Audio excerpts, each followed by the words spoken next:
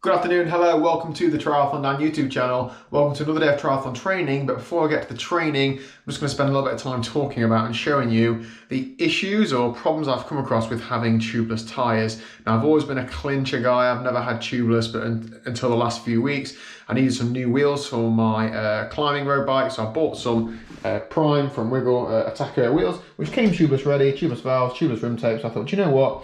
I'm going to give tubeless a go. All I hear about is people raving about it, so I'm going to give it a go. So I then bought some Schwalbe Pro 1 tubeless tyres and set the tubeless tyres up on there. Tell a lie, I have got a tubeless front wheel on the TT bike. That was a different story, but I haven't really used it much or had any problems with it, so I haven't really had anything to do with it. So on ride 2 or 3, the tyres had been going down quite a lot, but I was told that when you ride them a couple of times, they then hold the seal a lot better and perhaps put a bit more sealant in, which I did, and they did do that. I was on, like a ride. I was riding with Liz while she was running around the Holcombe Half Outlaw course on some gravel. My rear tyre got a puncture. I kept moving and some sealant sprayed around everywhere, and then it sealed, then it unsealed again, then it sealed again. It just spent a bit of time doing that. It held a bit of pressure. Got to the end of my ride, I didn't have to change the, put a tube in or do anything about it, which was great. I then got home and then, life happened. I had stuff to do for the next couple of days. Then I came to go out with the club in the Peak District and I hadn't done anything about this tyre. So I put a bit more pressure in it and it stayed up. So I thought, okay, great, done, nice one, I'll just carry on then.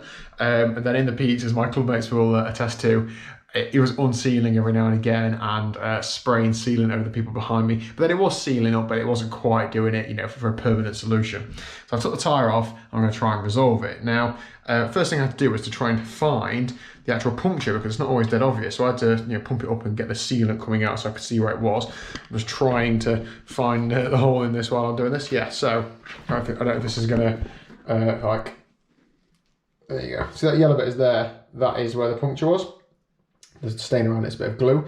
So the first thing I did was I put a patch on the inside of the tyre, an inner tube patch, very similar to that one that is there now. Put it back on the wheel, put some sealant in it, pumped it up, and the patch blew out. Not good. Took it all to bits again. Tried to use one of these little gubbin things, these little rubber things that you force through the tyre, through the hole, with some little pincer things, these little things that you do. Again, same sort of thing, rubber glue in it.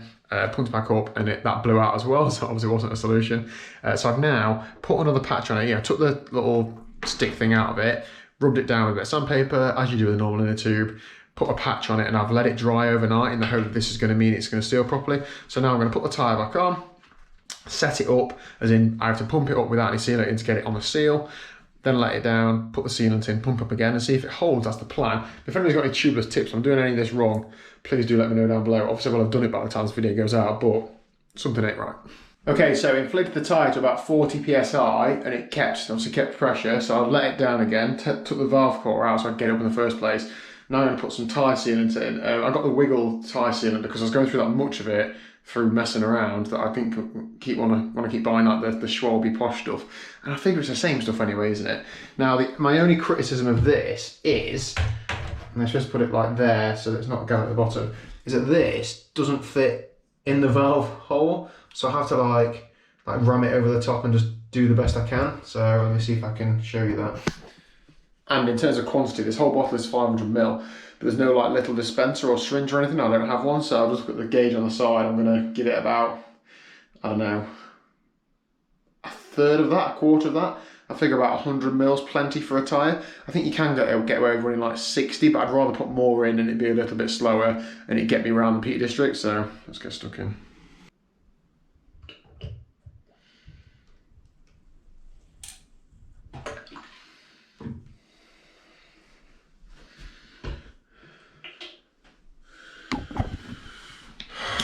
I know that wasn't pretty, and there's quite a lot wasted, but I'm fairly confident I've got quite a bit in there, so I'm going to put the valve core back in, wash the tyre off, and then I'll pump it up, then wash the tyre off.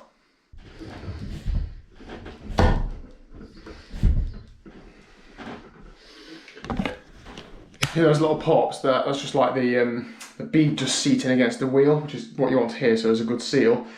Now that's about, what's that, 7 bars, about 100 PSI, so I'm going to give it a good spin round. Oh, I'm out of breath from that. Good spin round, get the sealant all around the tyre, and then basically leave it a day or so, see if it holds the air. If you could also please not tell Liz about any of that, that'd be great, cheers. So I've just been recording those clips. I've just come out of the bathroom. Look what I can see. That looks like a little ginger leg. A little ginger tail. What's going off under here? What on earth? Oh my goodness. Oh, he's the cutest cat you've ever seen. But who cares about tyres when you've got some scenery like this? So I'm out this evening for a bike ride, obviously. Out on the canyon that I was fiddling with earlier, the tyres have stayed up, especially the rear ones. That is good. I am an hour, maybe an hour or so into the ride. Yeah, 56 minutes into the ride. Now, I'm trying to ease myself back into bike training, but I haven't got a huge amount of time to do the easing in. So I've got 4 weeks of training before the 12-hour time trial. Now, there's several different factors into being good at 12-hour time trial. I haven't done one, so I don't really know what they are, but I did go and support Tri his last year. So I also was planning on doing it. So I'd done pretty much all the training for it, just didn't actually do it. One thing is just being fit. Just being in good shape is going to make it easier, you go faster, etc. But also there's the position aspects, the comfort aspects. So a ride like tonight is just working on the fitness really. It's not really getting me any better at holding a TT position or anything, because I'm obviously not riding a TT bike, but I can't ride the TT bike every single day. So hence I'm out tonight. Now the plan is for the next few weeks for me to do as much riding as I can. So that means not doing anything or much that is super hard, because I can't really take like a full recovery day. I want to be able to ride frequently. That helps me with my weight management, helps with my mental health, because I'm able to get out on a bike quite often, which is very good for you. So yeah, that's my plan. So tonight is mainly zone 2 ride. I'm pressing on up the hills up to sweet spot, maybe threshold, depending on how steep it is, partially because I have to get my arse up these hills, and because it's a bit more of a training benefit. So tonight's route is about 32 miles or so. If you look on here, you can see that the gradient, if you can see that, there's basically 3 big hills. So I'm pressing on up these 3 big hills. I'm at the top of the second one just now, so I've only got 1 more to go, and then it's just rolling on the way home. It's about 20 degrees, sunny. What more could you want? This is absolutely brilliant. I also haven't cycled out with anybody tonight, partially because I ain't got any mates, and secondly because whenever I ride with other people, I end up going too hard. You know what it's like. You get to a hill and one person edges slightly in front of the other one, and I just don't need that all the time. There's a place for that, and I'll be doing that later this week, but I cannot do it every day. So anyway, let's crack on this ride. Oh, I should have stopped here to record that clip, shouldn't I?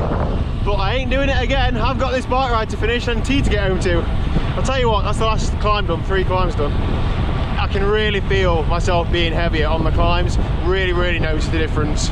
Like my raw power numbers are there or thereabouts, but the pace is just not, because gravity sucks, and you know, above like 2 or 3% power to weight really matters. But I'm in the right place to correct that wrong. Plenty more riding in the hills will help me out, I'm sure. Flies everywhere. Anyway, gonna spin home now, and I'll see you there. There we go then, ride done and dusted. I'll leave the stats on screen, but it's about 2 hours. Normalised power, 270 watts, 3,000 feet of climbing, about 32-33 miles.